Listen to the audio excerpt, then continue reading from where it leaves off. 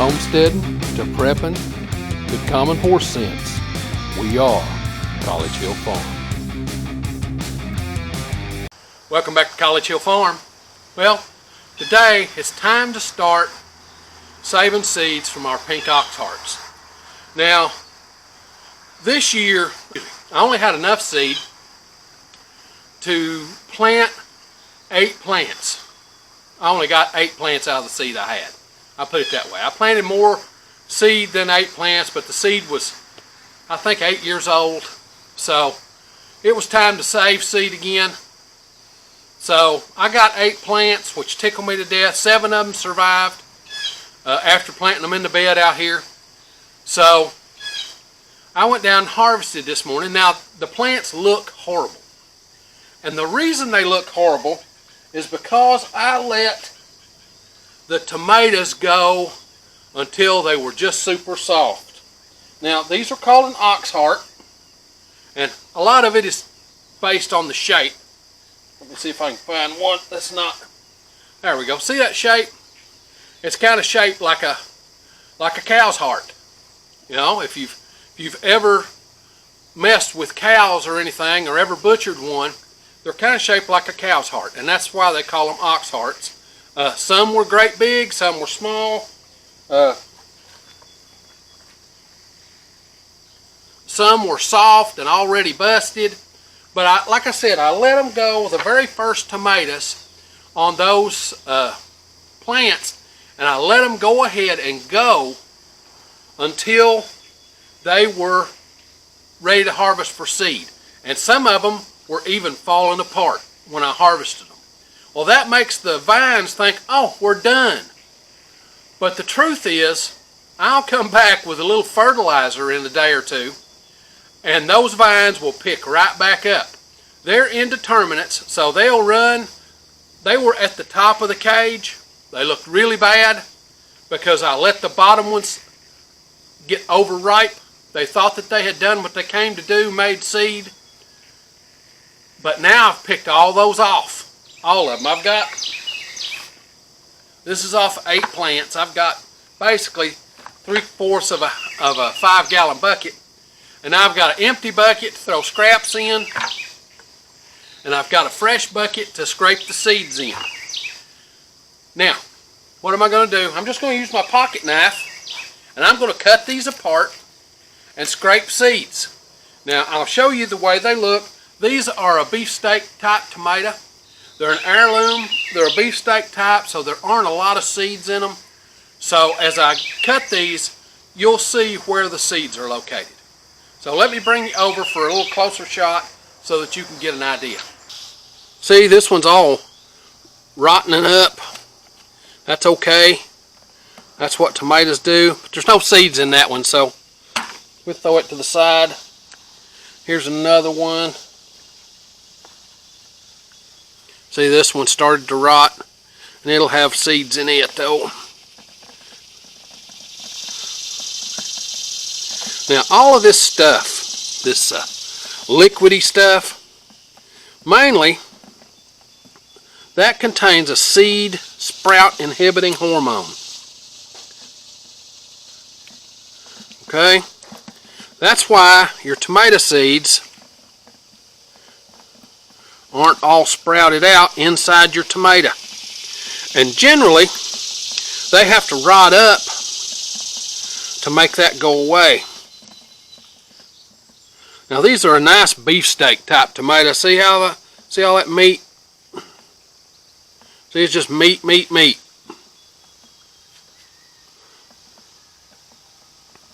Make sure I get all those seeds. This is like the 3rd one I've done so far.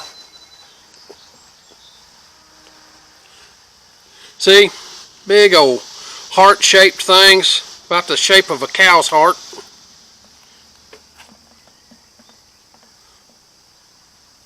One of my favorite tomatoes. But this year, I'm not as concerned with tomatoes. Get this bucket over here. I'll throw the scraps in it, not throw them down. I'm not as concerned with eating them as I am getting my seed back.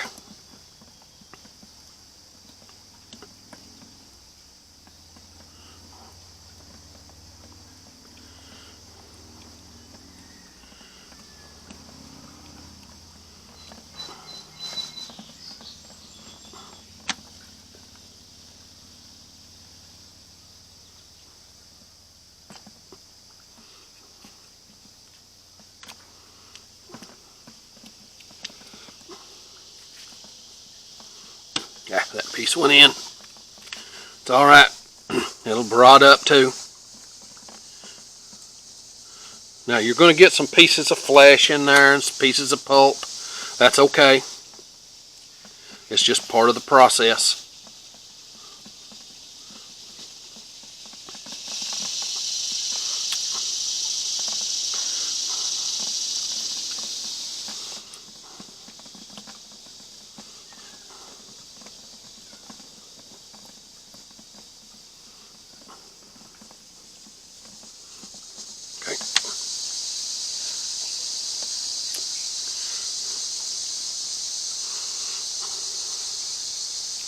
Good sharp knife makes all the difference in the world cutting these babies up.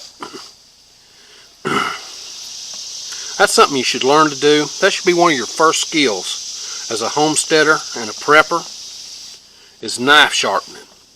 I may do a specific video on that. I've done a video about sharpening Crystal's kitchen knives, but you can go back and look at that if you want to. But I may do a regular video on just sharpening a pocket knife. You know, maybe just a quickie on doing that. There's a lot of folks that think there's all this involved in sharpening a knife. It's a whole lot simpler than they make it out to be.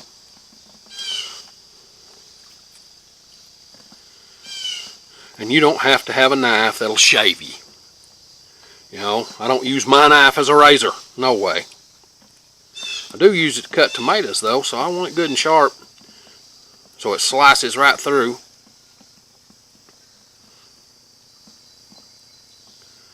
But if you watch the channel, you know I use my knife to cut everything.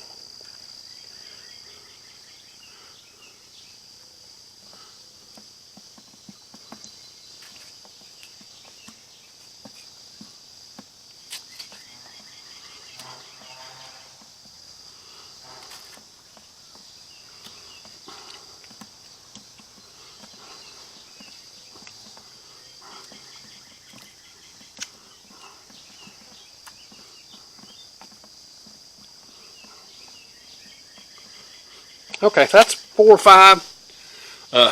I'll stop the video here for a second and go ahead and finish what's in the bucket. I've probably got 15 or 20 in the bucket, so I'll do that and then I'll come back to you. Okay, there are the seeds from about 24, 25 tomatoes. There's the leftovers. Now I'm going to put some water in this till there's a whole lot more water. There's quite a bit of water in there now, but I want there to be a lot more water. So let's put some water in it.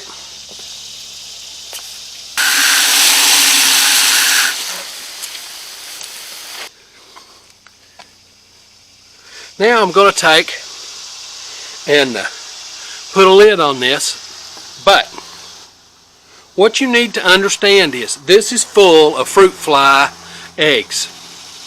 Okay? Full of fruit fly eggs. Drosophila melanogaster is their scientific name. But what will happen is, in the next day or two, and the reason it's full of fruit fly eggs, before I go on with that, people wonder all the time, where do all these fruit flies come from in my house? Your garden's full of them, okay? Your garden's full of them. As a matter of fact, the tomatoes need them. They need them to create an environment where the tomato can rot and destroy the seed inhibitor that's on the plants. Now, I'm saving these tomatoes seeds by something called vinegration.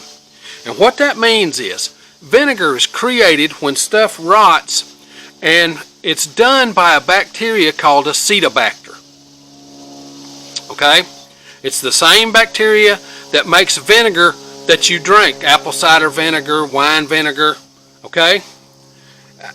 That's where the vinegar comes from Acetobacter. Now, the Acetobacter is on the feet of fruit flies. Every fruit fly ever born has Acetobacter on their feet. So I want the fruit flies to form in here because that's going to make a tomato vinegar. And these are going to rot up in that vinegar. It's called vinegration. Now, all I want to do is I don't want to leave this out in the sun. If I leave it out in the sun, it'll get too hot and kill the fruit flies.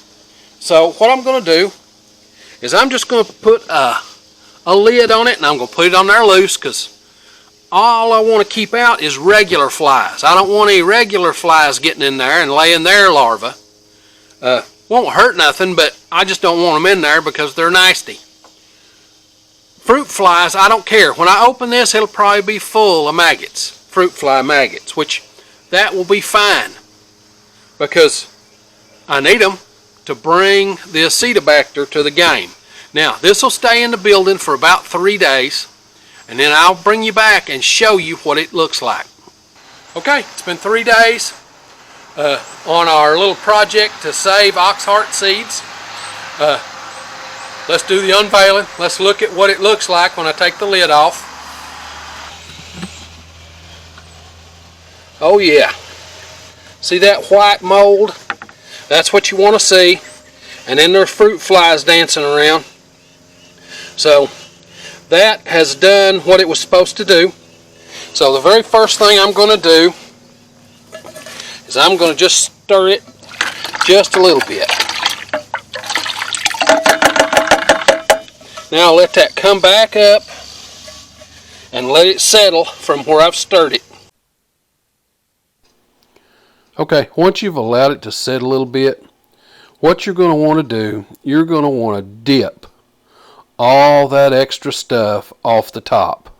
Now there are no good seeds in there. All those seeds are bad. Any seeds that are floating are not viable. They're just bad. And any stuff that's floating, you just want to get it out of there. All of the viable seeds, all of the good stuff that you want have sunk to the bottom of this container. So I'll go ahead and get all these off, and then we'll look at the next thing we're going to do. Okay, we've dipped off all the solids. So the next step requires a paper plate and a very fine mesh sieve. Now this is a fine mesh the tomato seeds won't go through. Be careful. You can get sieves that the tomato seeds will just go right through. So this, it's got a little hook, so it sits perfectly on a 5-gallon bucket. And I'm just going to pour all of this liquid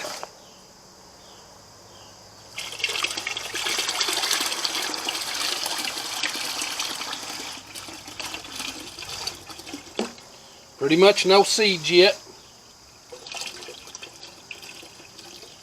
Only floating stuff.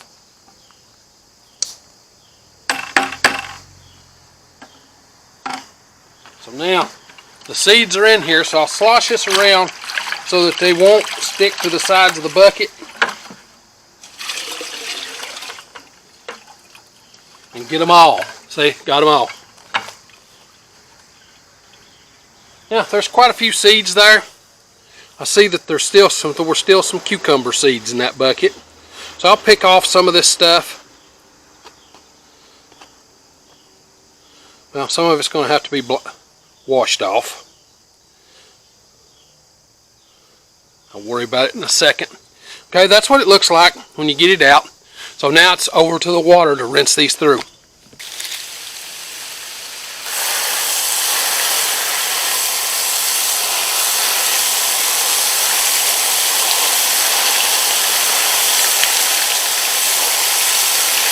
Just start rinsing them.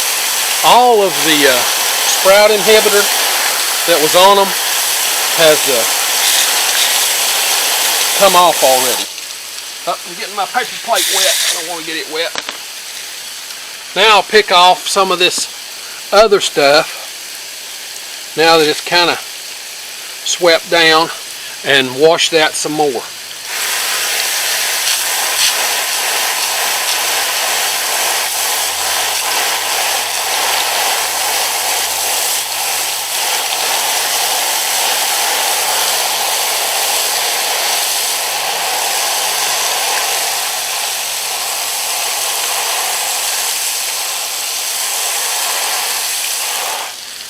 Okay, now I've got it all pretty much accumulated over here on the side. Pull a couple more of them cucumbers out of there.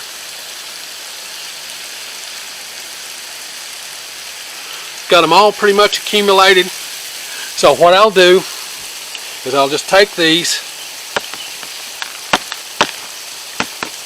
and put them out on the paper plate.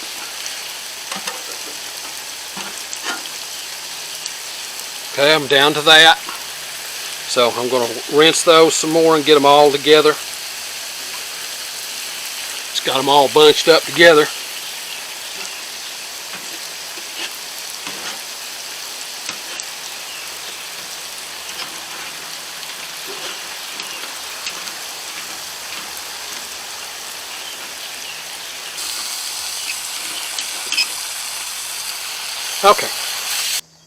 Okay. Get these spread out on the plate. Get rid of any cucumber seeds that are still there. They don't really hurt nothing, but now there's still a little bit of debris. I'll be able to remove that once these dry. Now, what have I got here? Oh, I've probably got 200 or 300 tomato seeds. Most of them are viable. I'd say 95% of these will sprout next spring. Okay, that's how you save tomato seeds. I've got 200 or 300 oxheart seeds. Those will last me for 5 years. I'll probably sell a few on the internet this winter. Not a whole lot though, because there's just so many of them. If you like this kind of stuff, this homestead, do-it-yourself kind of thing, be certain to come on out to the channel and subscribe. We do this homesteading, sustainability, prepping stuff every week, sometimes once, sometimes 5 videos. Just depends on what's going on the homestead that week. If you hit the little bell when you come to the channel, it'll notify you when we upload a video. We upload every Sunday. Now, with that being said, it's time for me to get on to the next thing.